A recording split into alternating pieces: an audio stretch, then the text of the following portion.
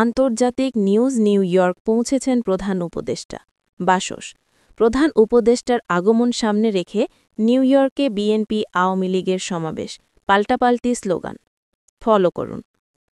BNP ও আওয়ামী লীগ নেতাকর্মীদের পাল্টাপাল্টি স্লোগানের মধ্যে পুলিশ এসে আওয়ামী লীগ বিরোধী ভিডিও ব্লগার মাসুদুর রহমানকে সরিয়ে দেয় রবিবার রাতে নিউ ইয়র্কের জ্যাকসন হাইটসে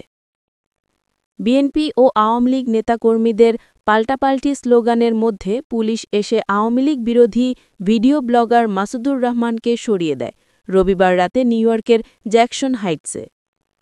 বাংলাদেশের অন্তর্বর্তী সরকারের প্রধান উপদেষ্টা অধ্যাপক মোহাম্মদ ইউনূসের আগমন উপলক্ষে যুক্তরাষ্ট্রের নিউ ইয়র্ক প্রবাসী বাংলাদেশি অধ্যুষিত এলাকা জ্যাকসন হাইটসে উত্তেজনা তৈরি হয়েছে জাতিসংঘের সাধারণ পরিষদের ৮০তম অধিবেশনে যোগ দিতে গতকাল রবিবার দিবাগত রাতে নিউ ইয়র্কের উদ্দেশ্যে ঢাকা ত্যাগ করেন প্রধান উপদেষ্টা